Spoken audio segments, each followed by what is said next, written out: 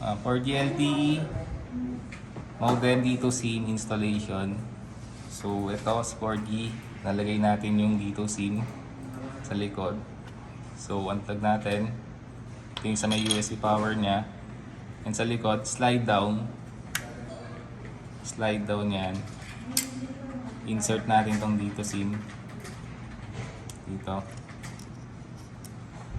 Insert natin, may pattern naman siya kung paano install yung SIM card. So ito, dito natin siya install. Yan. So pag nalagay na, ito yung default Wi-Fi name, yung SSID.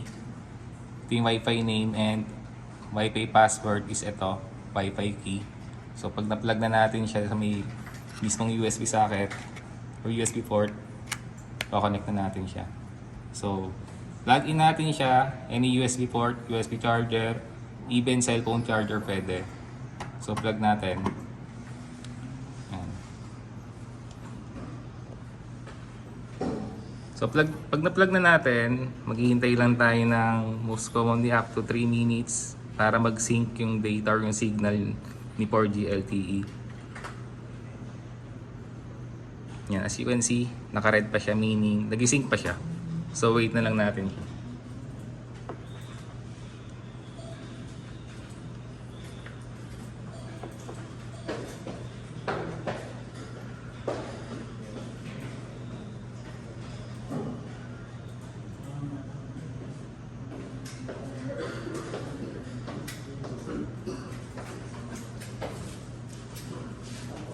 So ayan. You see the color blue na. Try na natin i-connect through cellphone. So una, punta tayo sa settings. Connect natin yung cellphone dito sa 4G LTE. So punta tayo sa Wi-Fi.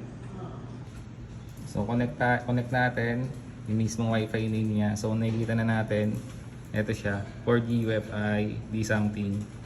So natin, input natin yung password. For the default password is 120. So 1, 2, 3, 4, 5, 6, 7, 8, 9, and 0.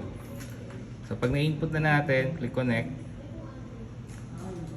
Yan. Nakikita natin connected. No internet.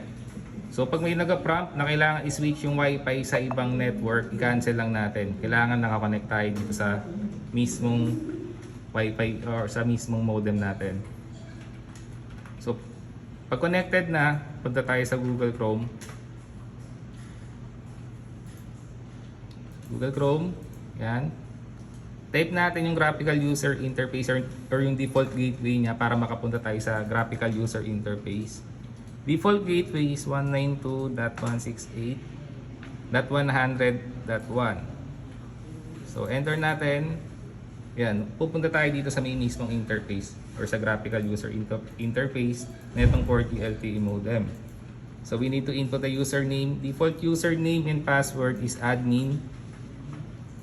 Password is also admin.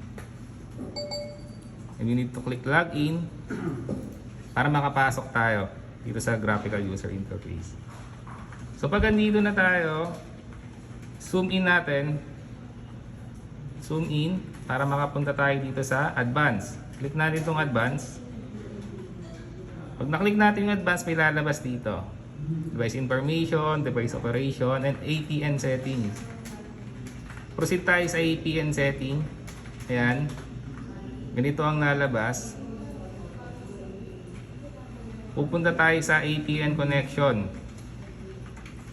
Yan. Under the APN connection, click natin yung profile 1. Okay? So ito, pagka-click natin yung profile 1, dito na yung lalabas. Input natin sa name dito. And for the APN,